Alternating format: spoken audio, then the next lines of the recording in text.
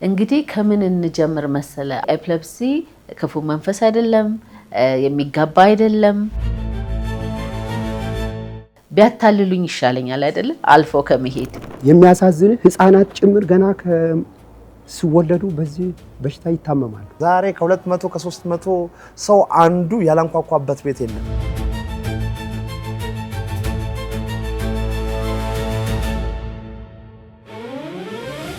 የሚጥል ህመም ህክምና አለው። ክብሪት የሚባል ነገር አብዛኛው ምናልባት ክፍለ ሀገር ሊሆን ይችላል እየቀረ ነው። ሁሉ አገልግሎታችን በሙሉ ነፃ ነው። ደስታዋን ሁሉ በቅርበት እንዲሆን እመኝላታለሁ። የወደቀን ስታዩ አልፋችሁ አትሄዱ።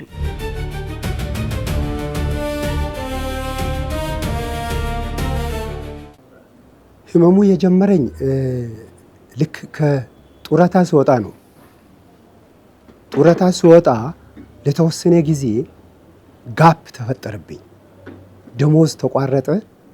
ትንሽ ቤተሰብን የመመገብ ቤተሰብን የመምራት ክፍተት ተፈጠረና ጭንቀት መጣ መሰለኝ። ኋላም ከሐኪሞች የተረዳሁት ይሄ ነው እና በዛ ጭንቀት ምክንያት ይሄ ህመም እንደተከሰተብኝ ነው የተነገረው። ኦልሞስት በሽታው ከጀመረኝ ወደ 13 ዓመት አካባቢ ይሆናል። ልጄ አጋጣሚ አልহামዱሊላህ ሲወለድ ጤነኛ ነው። ተወድቆ ነው እና ጭንቅላቱ ሲመታ በዛ የመጣ ነው ህመሙ። ወዲያው ማንቀጥቀጥ ጀመረው። ሲታይ ክትትል አደረጉለት ጥቁር አንበሳ። በቃ ይሄ ነገር ኤፒሌፕሲ ነው ተብሎ ፌኖቶይን መድኃኒት ያው ቀለል ያለ ነው ተብሎ ነበር የተጀመረው። ግን ያው 8 ዓመት ሙሉ በህክምና ላይ ነው ያለው። ኤፒሌፕሲ በ2015 ነው የተመሰረተው። ብዙ ጊዜ ሆኖናል አሁን እና እንግዲህ ሲጀመር እኔ ራሴ የሚጥል ህመም ታማሚ ነኝ ራሴ ሰው እድለኛ ሆኜ እኔ ግን ብዙን ህይወቴን ውጪ ነበር የኖርኩት። ስለዚህ ህክምና ሲኖር የተቀባይ የሆነ ህብረተሰብ ሲኖር ህመሙን የሚረዳ ህብረተሰብ ሲኖር ከሚጥል ህመም ጋር ስኬታማ ጤናማ ሆኖ መኖር እንደሚቻል በራሴ ህይወት አይቼው ነበርና ስመጣ ደግሞ እዚህ ያለው አመለካከት በሀገሬ የሚጥል ህመም ከክፉ መንፈስ ጋር ከርግማን ጋር በተቆራኘ የሚታየውና ይሄ አመለካከት መቀየር አለበት። አሁን ደግሞ ያለነው ይሄን ታሪክ መቀየር አለብን ከሚለው የተነሳ ነው እንግዲህ የተጀመረው ግንዛቤን ለመፍጠር ህክምናን ለማሻሻል እነዚህን ተይዞ ነበር መጀመሪያ እንደ ስንቅ ተይዞ የተጀመረው።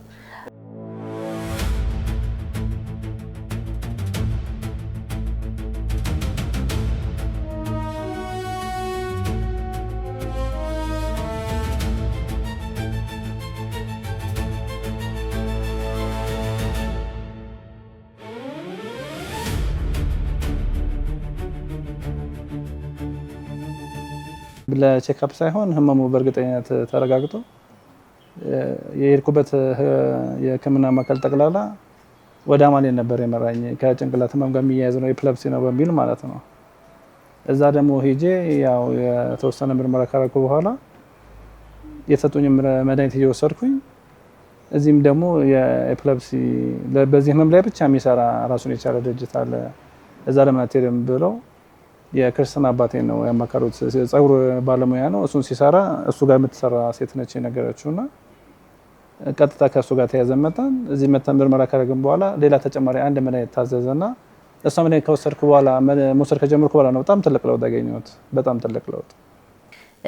በሚገርመው የመጀመሪያ ስንጀምር የግንዛቤ ማስጨበጫ ብቻ ነበረ ፕላናችን አዌርነስ የሚባለውን። ምክንያቱም የሰው ልጅ እውቀት ካለው ግንዛቤ ካለው ሄዶ መታከም ይችላል፣ ስለሚጥል ህመም የተሻለ አመለካከት ይኖረዋል በሚል ስለዚህ መጀመሪያ አዌርነስ ነበር የሰራነውና ራሱ የሚጥል ህመም የሚባል ቃል ሚዲያ ላይ እንዳሁን አይወራም ነበርና ስለሚጥል ህመም አይታሰብም ነበር። ግን ቀስ ቀስ ያለን ብሔራዊ የሚጥል ህመም ሳምንት ተመሰረተ። የኢንተርናሽናል ኤፒሌፕሲ ዴይን ይዘን የመጀመሪያውን ጉዞ አደረግን እና ቀስ ያለን በሚዲያውም በራሪ ወረቀቶችንም ያደረግን በተለያየ በኮሚኒቲ ውስጥ በጤና ጣቢያ እናስተምር ነበር። ከዛ እሱ ወዲያውኑ ወደ ምን ሄደ? ይሄ አቻላቻ ግንኙነት በሚለው መደጋገፍ እንዲችሉ ታማሚዎቹን ራሳቸው በሚገርም ሁኔታ ታማሚ ለታማሚ ትልቅ ኃይል አለው። ምክንያቱም እኔ የማልፍበትን ህመም ሌላውም እንደዚህ ነው እንደሚሰማሽ እንዲህ ነው እንደሚሰማ ለምን እንዲያታረግም የሚባለው ሐኪምና ሌላው ከሚነግረው በላይ ትልቅ ኃይል አለው። ስለዚህ እሱን መሰረትን። የመጀመሪያውን 2 ዓመት በዛ ነበር አገልግሎታችን። የስነ ልቦና አገልግሎት እንሰጥ ነበረ፣ እናስተምር ነበር። ከዛ ግን ቀስ እያለ ያደገ ወደ ሕክምና ወደ መስጠት ተጀመረ። የመጀመሪያው ሕክምና ህፃናቶች ላይ ብቻ ነበረ ያተኮረው። አሁን ግን የአዳልትም ሰርቪስ እንሰጣለን፣ ለህፃናቶችም እንሰጣለን። እንደዚሁም በተለየ ደግሞ ወላጆች ላይ የሚጥል ህመም የዛ የአንድ ሰው ህመም ብቻ አይደለም። ልጁ ህፃንም ሆነ ትልቅ ሰውም ሆነ ቤተሰብን በጣም በጣም በጣም ከሚጎዳ አፌክት ከሚያደርግ ህመም አንዱ ነው። ስለዚህ የስነ ልቦና ጫናው ታማሚው የሚሸከመው በቤተሰብም ላይ ይመጣል እና ስለዚህ ወላጆች ላይ በጣም አትኩረን እንሰራለን። ራሳቸውን መጠበቅ እንዲችሉ ልጆችን ለመርዳት ራስንም መርዳት ያስፈልጋልና የተለያየ ትምህርቶችን ካውንስሊንጎችን ለወላጆችም እንሰጣለን እና ሰፋ ያለ ስራ ነው ያለን። ኬር ኤፒሌፕሲ መረጃውን አግኝቼ የመጣሁት ነሐሴ 4 ሲጨንቀን አጋጣሚ ልጁ ታሞ የተለያየ መድኃኒት ተቀይሮለታል እና ሐኪሞቹ ምናልባት ይሄ ሶዲየም ቫልፖሬት የሚባል መድኃኒት አጥንት ያሳሳል፣ ያስርባል እና ያወፍራል። ውፍረቱ በዚህ እድሜው ጥሩ ስላልሆነ ውፍረቱን ለመቀነስ ተብሎ ነበር መድኃኒቱን ለማስተካከል ተብሎ አጋጣሚ ሰውነቱ ላይ አለርጂክ ሲያወጣበት ይዛችሁት ነው ምናልባት እንደዚህ ሊከሰት ይችላል ተብሎ ይዘነው ሄድን። በአራተኛው ቀን ሕክምና ካረጉለት በኋላ በቃ ያ መድኃኒት ለሱ ገዳዩ ስለሆነ ከደሙ ጋር አይዋሃደም አይሆንም ተብሎ ሲከለከል ሌላ መድኃኒት ይሄ ያለ ሲባል እኛ አንችልም። እኔም ስደተኛ ነኝ፣ ከስደት ነው የመጣሁት እና በጣም ይከብደኛል እና የሚረዳ ድርጅትም ካለ ብዬ ለመንኩት ሐኪሙን።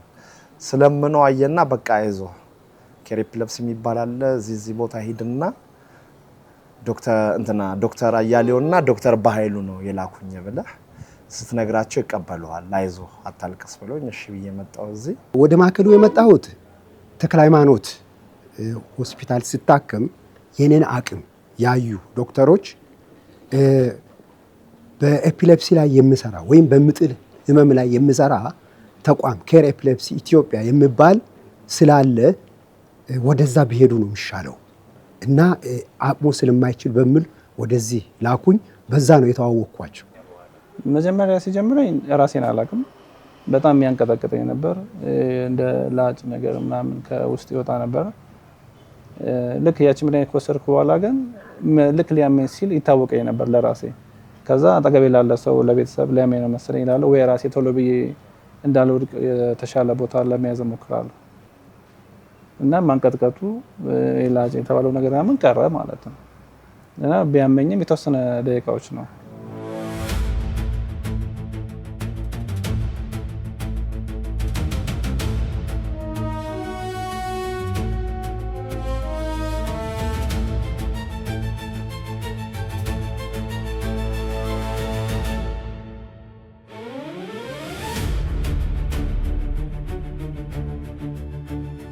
እንግዲህ ከምን እንጀምር መሰለ? አርትስ ቲቪ እዚህ ሆኖ የጠየቀ ነው አይደለ? ይሄ ራሱ ትልቅ ምስክርነት ነው። እንዳልኩት ስንጀምር የመጀመሪያ ሚዲያ ላይ ስንሄድ የምንቀልድ ሁሉ ነው የመሰላቸው። ስለሚጥል ህመም ይሄን አንሰራም ይሄ አይወራም ነበር መጀመሪያ ላይ እና በተቋምም ደረጃ በሚዲያም ደረጃ ይሄ ነበር የነበረው አመለካከት። አሁን ግን ብዙ አጋር ድርጅቶች አብረውን ይሰራሉ። ሚዲያ ላይ ስለሚጥል ህመም ይወራል፣ ትምህርት ይሰጣል እና ይሄ በእርግጥ ልባችን ሙሉ በሙሉ በቅቶ ተደስቷል አልተደሰተም፣ ግን እድገት ነው አይደለ? ስለዚህ ይሄም አንድ መሻሻል ነው። አዲስ አበባ ብቻ አይደለም የምንሰራው፣ በክልልም ላይ እንሰራለን እና ይሄ አዌርነስ ሬይዚንግ የሚባለው ወደ ገጠርም ወደ ክልልም ሲወጣ ሲለወጥ ህይወት ሲለወጥ ትንሽ ታማሚው ለካስ ህክምና አለው የሚጥል ህመም ለካስ ከእምነት ጋር የተያያዘ ብቻ አይደለም ከባህል ጋር የተያያዘ ብቻ አይደለም የሚለው ብዙዎች ይሰሙታል አሁን። ስለዚህ በዛ ደስ ይለናል። ግን አሁንም ብዙ ይጠበቅብናል፣ ብዙ መሰራት አለበት። አዌርነስ መፍጠር ብቻ ሳይሆን ረጂ ህብረተሰብን መፍጠር ነው። የሚጥል ህመም ከሌላው ህመም ለየት የሚያደርገው ምንድነው? ሁሉም ህመም ሰውን ይጎዳል። ራስ ምታትም ሆነ ስኳርም ሆነ ልብም ሁሉም እኩል ነው። ግን የሚጥል ህመም አንደኛ መቼ እንደምትታመም አታውቀውም።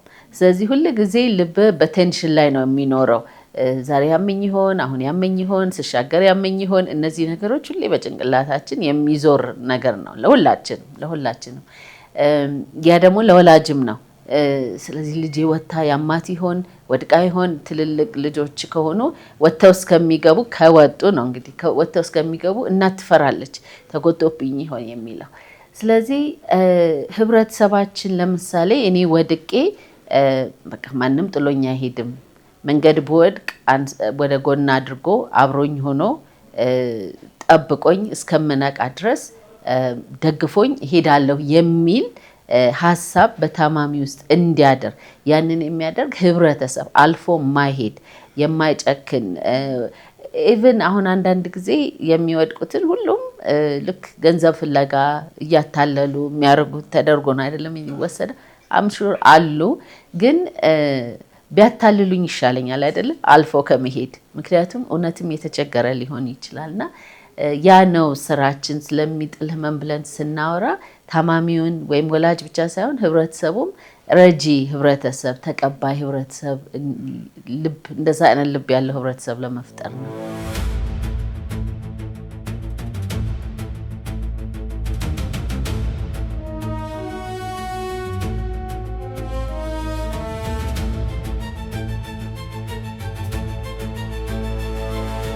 ህብረተሰቡ ያው ከባህላዊ እምነት ጋር ነው የሚያገናኘው፣ ከሰይጣን ጋር ነው የሚያገናኘው፣ ከልክፍት ጋር ነው የሚያገናኘው። በጸበል እንደምንድን ነው የሚነገረንና ጥሩ ነው። ማህበረሰቡ የምለውን መደገፍ ግዴታችን ነው። እኔ ራሴ ጠበል ተጠምቄ ያለው ኢትስ ጉድ። ግን ህብረተሰቡን ደግሞ ማስተማር ያስፈልጋል። ይሄ ህመም ከዛ ባሻገር በአእምሮ ችግር የሚመጣ መሆኑን በአእምሮ ላይ በሚከሰት የኤሌክትሪክ ንዝረት መዛባት የሚመጣ ዶክተሮች ሐኪሞች የሚሉን ይሄ ስለሆነ ይሄ በዚህ መልክ የሚመጣ መሆኑን ህብረተሰቡ እንዲያውቅ ከዚህ ከባህላዊ እምነቱ ጎን ዘመናዊውንም ደግሞ ህክምና መንገድ እንዲከተልና እኛንም ሁለቱንም እንድንጠቀም ከጎን ለጎን መድኃኒት እንወስዳለን። ሳታቋርጥ ነው የምትወስደው። የሚያሳዝን ህፃናት ጭምር ገና ሲወለዱ በዚህ በሽታ ይታመማሉ። በወሩ ብትመጡ ትገረሙ ነበር። በወሩ በምንሰባሰብበት ወቅት ብትመጡ ትልቅ ነገር ነበር እና ያንን ማህበረሰቡ እንዲያይና የዚህ ድርጅት ጥረት በዚህ በኩል የኛ ችግር በዚህ በኩል ምን መደረግ አለበት የሚለው ደግሞ በዛ በኩል የሚለውን አገናዝበን ማየት አለብን። ማህበረሰቡን ማስተማር አንደኛ የድርጅቱ ነው። ድርጅቱ የራሱ ብሮሸሮች አሳትሟል በተለያዩ ቋንቋዎች። ያንን በተለያዩ አጋጣሚዎች ማሰራጨት አለበት። ሁለተኛ ሐኪሞች ናቸው። በየሆስፒታሉ ያሉ የህክምና ባለሙያተኞች ትምህርት መስጠት አለባቸው። ሶስተኛ ቅድም እንዳልኩት ሚዲያዎች ትልቅ ስራ መስራት አለባቸው። አራተኛ የእምነት ተቋማትም ትልቅ ሮል አላቸው። ለምን ከዛ ጋር ነው የሚገናኘው። አሁን የምጥል ህመም ሰው መንገድ ላይ ሲወርቅ እንደተገኘ ወዲያው ክብሪት ይጨሳል፣ ውሃ እንዲጠጣ ይደረጋል። የተለያዩ ነገሮች ነው የሚደረገውና የሃይማኖት አባቶች ቅድም እንዳልኩት ደግሞ የፖለቲካ ሰዎችም ራሳቸው እዚህ ውስጥ ገብተው ትልቅ ስራ መስራት አለባቸው። ዛሬ ከ200 ከ300 ሰው አንዱ ያላንኳኳበት ቤት የለም። እንደ በፊት አይደለም። ክብሪት የሚባል ነገር አብዛኛው ምናልባት ክፍለ ሀገር ሊሆን ይችላል እየቀረ ነው። እዚህ ቤት በጥቼ ልጅ ህክምና በማግኘቱ መጥቼን በመማሬ ትልቅ ጥቅም አግኝቻለሁ። ለምሳሌ ከትላንት ወዲያ ለጋሃር አካባቢ ሰው ወደቀ። ሲወድቅ ተጠሪ ሙራድ ተብሎ ሙራድ ሁሴን ለኔ ተደወለልኝ ስልኩ እዛው ላይ የልጁ ታይቶ እና ሲደውሉልኝ እኔ መርካቶ ነው ያለሁት ምንድነው ያልኳቸው እባካችሁ መጀመሪያ እስከሚነቃ ድረስ አተዋልኩት ስልክ ያናገረኝ ልጅ እስኪነቃ ድረስ ደግሞ ምን ታደርገዋለህ በግራ ጎኑ ምራቅ ወደ ሳምባው እንዳይሄድ እንደዚህ አርጋችሁ እጁን አስደግፈ እንደ ትራስ አድርገህ እና እቺ ደግሞ 90 ዲግሪ እግሩን አጥፋህ አድርገህ ባልኩት መሰረት በማድረጉ እዚህ በመማሬ ማለት ነው ከኔ ይልቅ ማን ደስተኛ እንደሆነ ታውቃለህ እነዛ ሰዎች ያደረጉት ልጁን ነቅቶ ምን ሆኜ ነበር ብሎ ከነበረበት ቦታ ተነስቶ እንደዚህ ቀላል ነገር አይደለም እንደነዚህ አይነት ሰዎች መንግስት ሊያስተምር ይገባል መንግስት ትክክል በየቦታው አለ አማኑኤል አለ አማኑኤል ሰው የሚመስለው ምንድነው ኢፒሌፕሲ ብቻ አይመስለውም የአእምሮ ህክምና የሚደረግበት እንጂ ኢፒሌፕሲ ህክምና ያለባቸው ሰዎች ችግር የሚከታተል የማይመስለውም ሰው ሁሉም ተነጥሎ ተለይቶ መሰራት አለበት ምንም አይነት ግንዛቤ የለም እኔ ውላ አሙ መሬት ላይ በወደኩበት ሰዓት ጠጥቶ ነው ውላ እስከመባል ደርሻለሁ ወይማ ጠጥቶ አድሮ ነው በቃ ብሎ ራሴን ተቶኝ እስከማለፍ ውላ ደርሻለሁ አሁን ክብሪት ብዙ ሰው በክብሪት ነው የሚያስበው ራሱን ሰው ስቶ ሲወድቅ ክብሪት ለኩሶ አፍንጫ ውስጥ እንደመክተት እሱ ደግሞ በጭራሽ የሚፈቀድ ነገር አይደለም ሰው ደግሞ የሚያስበው እሱ ነው በእውቀት ደረጃ ግንዛቤ መስጠት ደረጃ በትምህርት ደረጃ ባገኙት አጋጣሚ ለመንግስት ማን ነው ለህብረተሰቡ በመንግስት በኩል በቴሌቪዥንም በሬዲዮንም በቻሉት አቅም ይሄ መረጃ ቢሰጥ ቆንጆ ነው ብዬ አስባለሁ እንጂ ህብረተሰቡ ጋር ምንም አይነት እውቀት የለም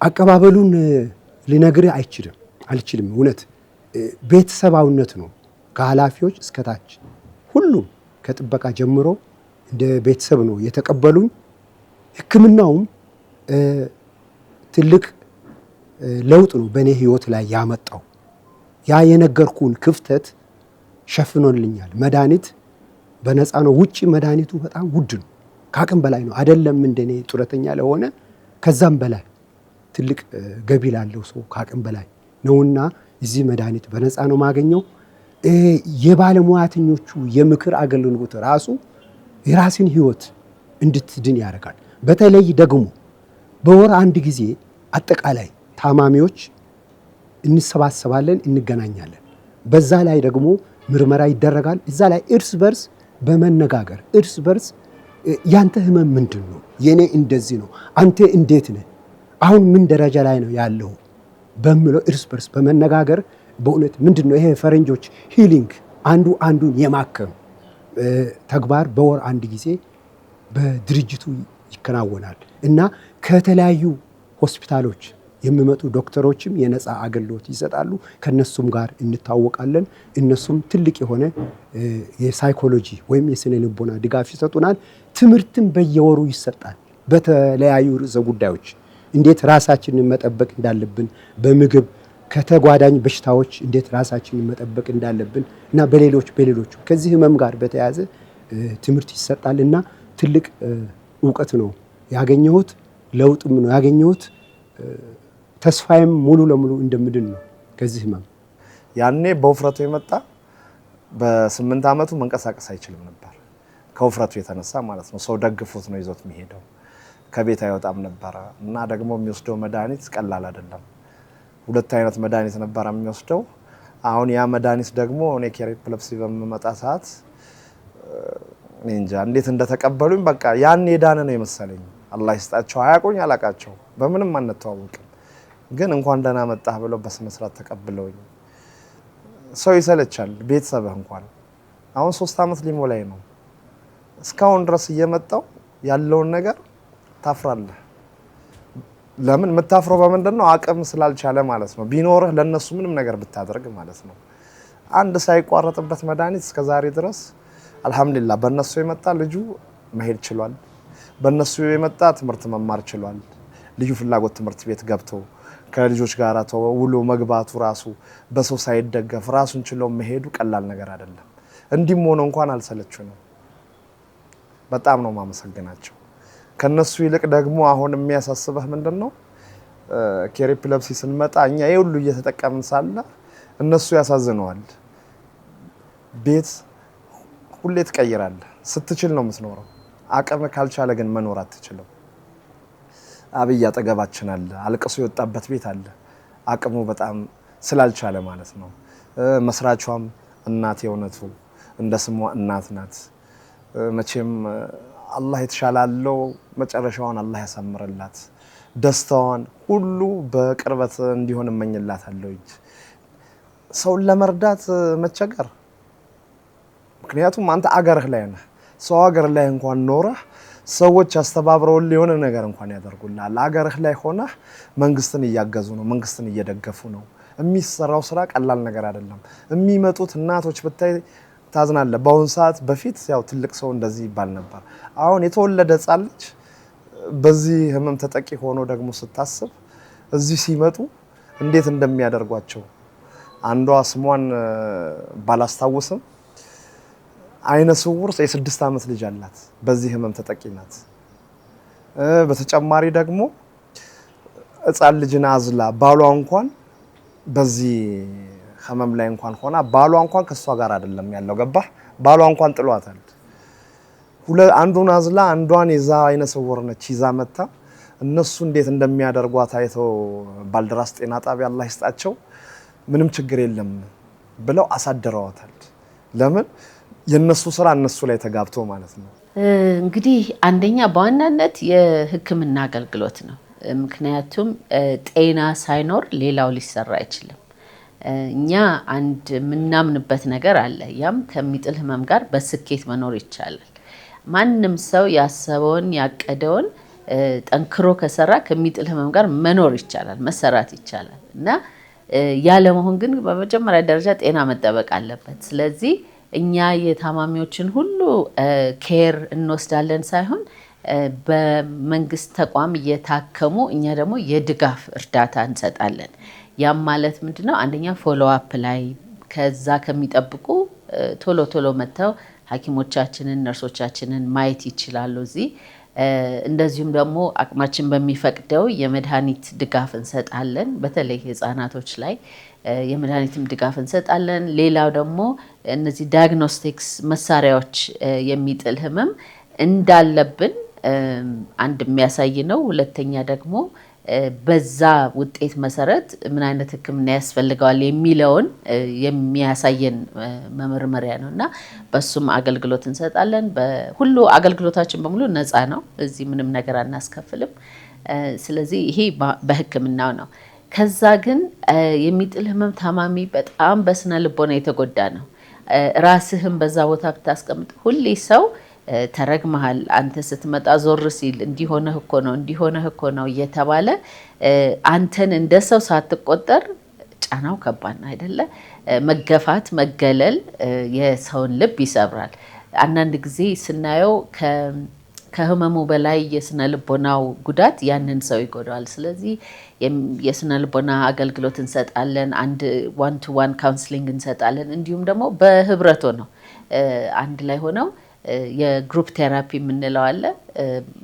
ማውራት፣ ራሳቸውን ማብቃት፣ ራሳቸውን ያላቸውን ልምድ መከፋፈል የሚችሉበትን ያንን ደግሞ መድረክ እናዘጋጃለን።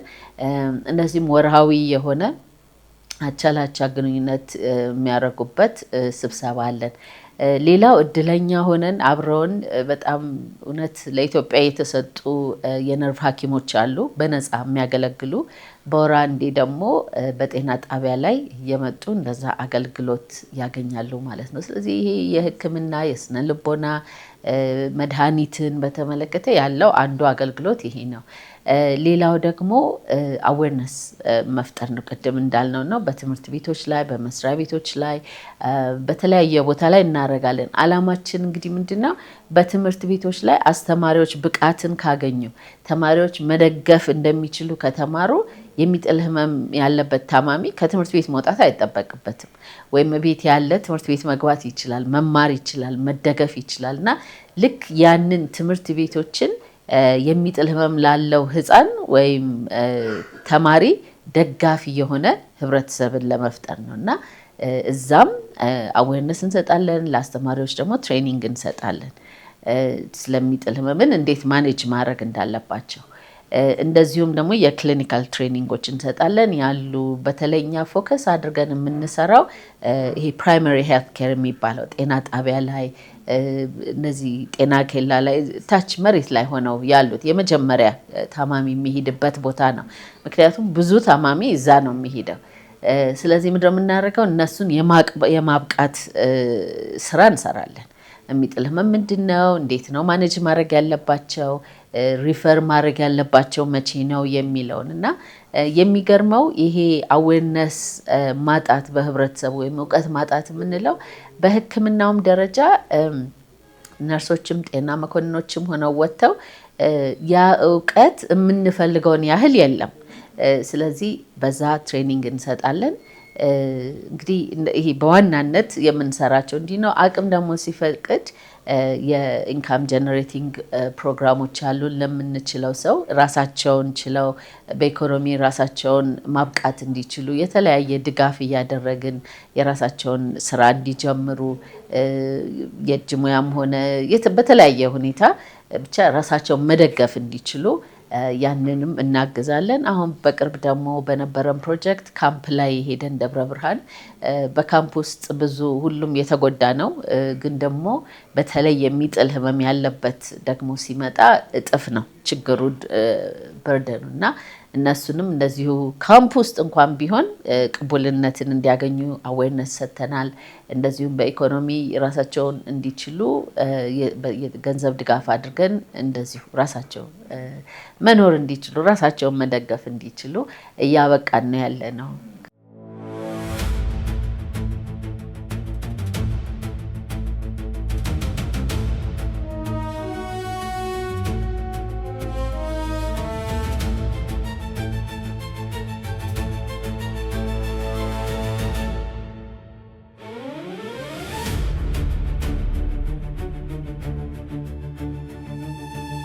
ትልቅ ነገር መታየት ያለበት እንደ ትልቅ ነገር መታየት መወሰድ ያለበት ነገር ነው። ራሱን የቻለ ቦታ ቢሰጣቸው መንግስት ቢረዳቸውና ከኪራይ ቦታ ቢወጡ በመድኃኒት በሕክምና ምርመራ እቃዎች በመርዳት ባለሀብቶቹም መንግስትም በገንዘብ የሚሆን በቻሉት አቅም መርዳት ቢችል ብዙ ህሙማንን መርዳት ይችላል ብዬ አስባለሁ። በጣም ብዙ ህሙማን የሚገርመው ቻሌንጁ በተለያየ አመታት ውስጥ እየቀየረ መጥቷል። መጀመሪያ ስንጀምር ቅድም እንዳልኩ ምንም አይነት ሰው አመለካከቱ በቃ ምንም ስለሚጥል ህመም ባዶ ስለነበረ ገና ስናወራ እንደው ቃሉን ማስተማር ነበር የነበረው እና ይሄ በቃ የማይሰማ አይነት ወይም የማያቅ ልብ ጋራ በቃ መጋፋት ነበር። አሁን እሱ ደግሞ እየተሰበረ እያደግን ደግሞ ስንመጣ እኔ በዋናነት ለኛ ችግር ብዬ የማየው የቦታ ነገር ነው። እስካሁን በእኛ ድርጅት ውስጥ ባለፉት 11 ዓመታት ውስጥ የተለያየ የሕክምናንም ሆነ የካውንስሊንግም የተለያየ ብቻ በእኛ በር የገባ የተለያየ ጥቅም ያገኘ ወይም ደግሞ እርዳታ ያገኘ ከ4000 ሰው በላይ አለን። ሁሉም የክሊኒካል እያልኩ አይደለም ያለሁት፣ ግን በተለያየ ዘርፍ በተለያየ ኒድ አሁን ከኛ ጋራ አብረን የምንሰራው ሕክምና የሚያገኙት የተለያየ ሰርቪስ የሚያገኙት ቤት ተከራይተን ነው። እኛ በቃ ባለፉት 10 ዓመታት አይ ቲንክ ይሄኛው 5ኛ ቤት ይመስለኛል የገባ ነው። እንዲሁ ከአንድ ቤት አንድ ቤት እንዞራለን ከአቅም ጋር በተያያዘ እና በጣም የምንሞክረው ማሳካት ያቃተን ነገር ቦታ የማግኘት ነገር ነው። ማዕከል አንድ ኖሮ የሚገባውን ትሪትመንት የሚገባውን ሰርቪስ እንዲያገኙ የሚጥል ህመም ከሌላው ህመም በአንድ በኩል ክፉነቱ ወይም ይሄ አደጋው እንዳለ ሆኖ ሌላው ደግሞ ተቆጣጥረኸው በሰላም መኖር ትችላለህ። አሁን እኔን ባልነግርህ አይተኸኝ የሚጥል ህመም አለባት ብላ አታስብም አይደለ? ግን መድኃኒት ስለምወስድ ነው እንጂ መድኃኒት ባልወስድ እኔም በየቀኑ የምታመም ሰው ነው የምሆነው እና እንደዛ ለማብቃት የሚያስችለን ቦታ ነው። ለኪራይ የምናወጣው ገንዘብ ስንት መድኃኒት ይገዛል፣ ስንት ይደግፋል፣ ስንቱን ህይወት ያስጀምር ነበርና በዚህ አጋጣሚ እንግዲህ ይህንን ፕሮግራም የሚሰማ ካለ እና ይህንን መርዳት የሚፈልግ መርዳት የሚችል ካለ የመንግስትም አካል ይሁን ሌላም በተለይ በቦታ በተመለከተ በጣም የምንቸገርበት ሁኔታ ላይ ነን ያለ ነው በጣም እና በዛ እርዳታ ብናገኝ ደስ ይለኛል። በየቦታው ህክምና ለመስጠት ለምነው ነው ቢሮአቸው መታየው ለምነው ነው። ነገ አቅም አሁን በሰው ነው ያሉት። አላህ ይስጠው ሰው ያ ሰው ተሰባሪ ነው ቢቆም ምንም እነዚህ ሰዎች በጣም ያሳዝነዋል። ለነዚህ ማንኛውም ሰው መንግስት እኮ ባለሀብትን እያሰባሰበ እኮ ምን እያደረገ ነው? የተለያዩ ነገሮችን እየገነባ ነው። የተለያየ ነገር እየገነባ ነው። መገንባቱ ጥሩ ነው። እነዚህንም ማየት አለበት። ምክንያቱም ነገ አንተ አንዱ ከራሱ ቤተሰብ ሲመጣ ይሄ ነገር እንደዚህ ማድረግ በጣም ይከብዳል። ምክንያቱም ለሰዎች ቀድሚያ መድረስ ያለብህ መቼ ነው? ዛሬ ላይ ነው። ልክ እንደዛው ለነሱ ቦታ ቢሰጣቸው ክራይ ከቀነሰላቸው ምን ይሆናሉ ማለት ነው? ሀሳብ ይቀንስላቸዋል። ባዷቸውም ደሞዝ ሳይከፈላቸው የሚሰሩበት ቀን አለ። አይዞሽ እያሏት እሷን ማለት ነው። እሷ ለምን እንደዚህ አይነት ቦታ ላይ ደግሞ ብዙ ጊዜ ስታይ ሰው እየለፋ እየደከመ የሚኖረው የሚያሳልፈው ለምን እንደሆነ ገባህ? በህመሙ ላይ ቁስሉ ላይ ያለ ሰው ስለሚገባው አብሮ ነው ፈጣሪ የሚረዳዋል። 11 ዓመት በራሷ እግር ቆማ እንዲህ መሄድ ቀላል ነገር አይደለም። ማዕከሉ ገና ብዙ ስራ ይጠበቅበታል። መንግስት ሊደግፈው ይገባል። አሁን እንደናንተ ያሉ ሚዲያዎች ራሳቸው በጣም መስራት ይጠበቅባቸዋል። ህብረተሰቡም አውቅም ከእምነት ጋር ነው በአብዛኛው ጊዜ እያያዘ ያለውና ማህበረሰቡን በማስተማር በመለወጥ ማዕከሉ ከክራይ ቤት ወጥቶ አሁን ያለበት ቦታ የክራይ ቤት ነው፣ ከአቅሙ በላይ ነው። እኛ መንግስት ቦታ እንዲሰጠው እንፈልጋለን። አሁን ጥያቄ ለማቅረብ ራሳችን እነኚህ በጎ ፈቃደኛ የሆኑ ሰዎች ሀሳብ አለንና ወደዛ ግፊት አድርገን ለመሄድ እያሰብን ነው እና ማዕከሉ ብዙ እቅድ ነው ያለው። ሮብ የሚካሄድ የቡና ጠጡ ፕሮግራም አለ። በዛ በኩል እናቶችን ታማሚዎችን በገቢ በኢኮኖሚ ለመርዳት ጥረት እየተደረገ ነው። ፕሮጀክት እየተሰራ አሁን ከውጭ ደጋፊ ተቋማት እየመጡ ናቸው፣ ግን ገና ነው። ድርጅቱ ቅድም እንዳልኩ ልጅ ነው። ብዙ ነገር ተደርጎለት በሁለት እግሩ ቆሞ በሀገር አቀፍ ደረጃም በመንግስትም ደረጃም መታወቅ አለበት።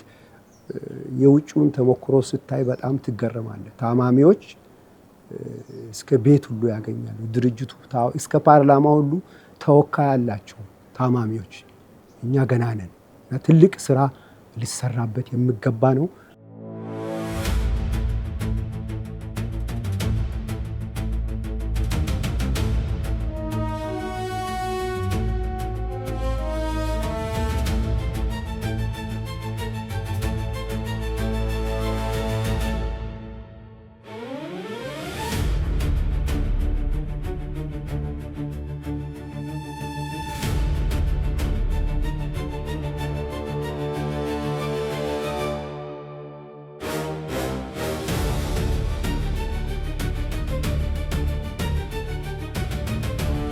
እንግዲህ የኛ ህልም ይህን ማስፋት ነው። በኢትዮጵያ ውስጥ በሀገር አቀፍ የተጠና ጥናት የለም፣ ግን በትንሹ እንኳን በተጠናቸው 1.5 ሚሊዮን ህዝብ አለ ይባላል በሚጥል ህመም የተጎዳ። የሚጥል ህመም ቅድም እንዳልኩት ታማሚውን ብቻ አይደለም ወላጅንም ይጎዳል። ስለዚህ ያንን ስታባዛው ከወላጅ ጋር በጣም ብዙ ሰው አለ እየተጎዳ። ይሄ ማዕከል ያስፈልገናል። የሚጥል ህመም ታማሚዎች ቤተሰቦቻቸው መጥተው እፎይ ብለው የሚያርፉበት የሚያወሩበት ቦታ ያስፈልገናል እና ይሄ ድሪማችን ይሄ ነው፣ ተስፋችን ይሄ ነው፣ የምንፈልገው ደግሞ ይሄ ነው ለሚቀጥሉት አመታት። ስለዚህ ይሄ ነው የወደፊቱ አላማችን ብለን ይዘን የምንሄደው በስፋት መስራትን ነው። እኛን ደግሞ ለማግኘት የሚፈልግ ለመርዳት የሚፈልግ በ0940 26 25 81 0940 26 25 81 ላይ ደውለው ሊያናግሩን ይችላሉ። በገንዘብም ሆነ በሐሳብም ሆነ ኔትወርክን በማድረግ ሆነ በተለያየ ነገር ሊረዱን የሚችሉ ሁሉ በዚህ ብትደውሉልን በጣም ደስ ይለናል። በተለይ ደግሞ ወይዘሮ እናት ከአብራ ከምትሰራቸው ሰዎች ሁሉ ተስፋ ሳትቆርጥ በፍላጎት በእንክብካቤ በጥሩነት ያላትንም ነገር መስዋዕት እያደረገች ሰውን እየለመነች እስካሁን ድረስ ቆማለች። ግን ዛሬ ይሄ ነገር ቢበቃ ደስ ይለናል። በተለይ ደግሞ ሚዲያዎች ምንድነው ዛሬ ይሄ ነገር ብልጭ ድርግም ማለት የለበትም። በዚህ ዙሪያ በኤፒሌፕሲ ዙሪያ ቋሚ ትምህርት ተደርጎ ፕሮግራም ተደርጎ ሰው መዝናኛ ፕሮግራም ተብሎ እኮ የማይመስል ፕሮግራሞች እኮ እያለፉ እየተላለፉ ነው። ይሄ ደግሞ እያንዳንዱ ሰው ቤቱ ሲያርፍ ቁጭ በሚል ሰዓት አልፎ ይሄን ነገር በሚያይ ሰዓት ምን ያደርጋል? የራሱ ቤተሰብ እንዳለ ትዝ ብሎትም ለዛ ሰው መስዋዕት ሊሆን ይችላል፣ ትምህርትም ሊያስተምር ይችላል። እና እናንተም በተቻላችሁ መጠን ያላችሁ ነገር ፍላጎት ተጨምሮበት በእንትን ማስተላለፍ አለባችሁ። ሁሌ መስራት አለባችሁ። መሰልቸት የለባችሁ። ምክንያቱም እነዚህ ሁሉም መታያቸው አሁን ዛሬ ማንም ሰው ስለሌለኛና አሁን ሁለቱ አቶ ያዕቆብና አቶ ተገኔ አሁን ተገኔ ስታየው ሺገዳ ሺማራኪ ይመስላል። እውነቱን ነው። ሲወድቅ ስታየው የጠጣ እንጂ የጠገበ ደልቦ ስታየው ሰው እንደዛ ነው የሚመስለው። እንደዚህ ነው የሚመስለው። አቶ ያዕቆብ የዛሬ 15 ቀን መንገድ ላይ ወድቆ ሰውን ለምኖ በራይድ ነው እዚህ ይዞት የመጣው አንድ ልጅ። መጨረሻ ላይ ግን ልጁ ራሱን ነቅቶ የሰፈርነ ስለ አውቶቡስ ተራ ሲል እኔ ቀጥታ አውቶቡስ ተራ ይዤ ሄጃለሁ። እሱ በጣም ትልቅ ለውጥ ነው። ለአንድ ነገር ላይ አተኩረህ ስትሰራ ለአንተም በተለያዩ ነገሮች ላይ ትኩረት ስታደርግ የተሻለ ለውጥ ነው የምታገኘው። ምን የተሻለ የማይሆን ነገር አለ፣ ምን የሚሆንስ ነገር አለ ብለህ ለየብቻ ስለምታየው ለይተህ ጥሩ ለውጥ አለው ብዬ አስባለሁ። እኔ እንግዲህ አንድ ሴንቴንስ ልናገር። የሚጥል ህመም ህክምና አለው። እቺ ናት መልእክቴ። ህክምና አለው። የሰው ልጅ እጃችን ይታመማል፣ ጉበታችን፣ ኩላሊታችን፣ ልባችን፣ ደም ብዛት፣ ስኳር፣ እግራችን የማይታመም የለም አይደል? ስለዚህ የአንጎላችንም አንድ የሰውነት ክፍል ነው አይደል? አካል ነው። ስለዚህ የቀረው ከታመመ ለምን አንጎል ሊታመም እንዴት አይችልም? ስናስበው የአንጎል ጋር በተያያዘ ከአንጎል ነርቭ ጋር በተያያዘ ብዙ የተለያዩ ህመሞች አሉ። ኤፕለፕሲ ደግሞ አንደኛው ነው። ስለዚህ ኤፕለፕሲ ክፉ መንፈስ አይደለም፣ የሚጋባ አይደለም፣ የማይድን አይደለም። ህክምና ያለው የአንጎል የነርቭ ችግር ነው። በቃ እቺ በቃ በቂ ሜሴጅ ናት። ሌላው ግን እዚህ ላይ የምጨምረው የወደቀን ስታዩ አልፋችሁ አትሄዱ። ቅድም እንዳልኩት ውሸትም ገንዘብ ለማግኘትም ይሆናል። ግን አትሊስት ያችን ሰዓት እኔም ረዳሁ ብለን ብናልፍ እንደ ስብዕና ያንን ነው ምለምነው። እውነት ለመናገር ህብረተሰቡን እዚህ አጋጣሚ ደግሞ ማመስገን የምፈልገው ይሄን ሁሉ አመት ብቻችንን አልቆምንም፣ ብቻችንን አላሸነፍንም፣ ወይም ብቻችንን ይሄን ሁሉ ስራ አቺቭ አላረግንም። አብረውን የሚሰሩ አካላቶች አሉ፣ አብረውን የሚሰሩ ድርጅቶች አሉ። በዋናነት እኔ ላመሰግን የምፈልገው ሁሌ በዚህ ድርጅት ውስጥ ገብተው የሚሰሩትን ስታፍ ነው። ብዙ ዋጋ የሚያስጠይቅ ስራ ነው። በየቀኑ የተሰበረ ልብ፣ የተጎዳ ልብ ነው የምናየው እና ያንን ደግሞ ኢሞሽናሊ ችሎ አስተናግዶ መላክ በጣም ከባድ ነው እና በዚህ ድርጅት ውስጥ ለሚሰሩ ሰራተኞች በሙሉ ከፍ ያለ ምስጋናና ፍቅር አለኝ። እነሱን ላመሰግን እፈልጋለሁ። ከዛ በሚቀጥል ደግሞ ፔሸንቶቹን ራሳቸው ታማሚዎቹን፣ ቤተሰቦቹን አምነውን ከኛ ጋር አብሮ ለመስራት ፈቃደኛ ሆነው እንደ ቤተሰብ ስለሚመጡ እነሱንም ላመሰግን እፈልጋለሁ። ከዛ በኋላ ደግሞ አብሮን የሚሰሩ ዶክተሮች፣ ኒውሮሎጂስቶች በነፃ የሚያገለግሉኝ የኛ ሰርቪስ ይሄ ሁሉ ያልኩ ምንም ነገር የሚከፈልበት ነገር የለም እና እነሱንም በጣም በጣም ላመሰግናቸው እወዳለሁኝ። ከዛ ባሻገር ደግሞ ሁሉ ድርጅት እነዚህ ሚዲያ ላይ የሚሰሩት ትልቁም ትንሹም አብሮ መጥቶ ሚና እየተጫወተ ነው። ዛሬ እቺ የምታስተላልፏት መልእክት የአንድ ሰው ህይወት ታድን ይሆናል፣ የሁለት ሰው ህይወት ትለውጥ ይሆናል እና ይሄን ሁሉ የምታደርጉት እናንተንም ማመስገን እፈልጋለሁ። ከዛ ደግሞ በአጠቃላይ ከመንግስት አካላት ጋር በተለይ በቅርብ የምንሰራው ከጤና ሚኒስቴር ጋር ነው፣ ከአዲስ አበባ ጤና ቢሮ ጋር ነው እና ከነሱም ጋር አብረን ስለምንሰራ ስለ አንድ በአጋርነት ያለንን ግንኙነት እሱም እያደገ ስለመጣ እነሱንም በዚህ አጋጣሚ ማመስገን እፈልጋለሁ።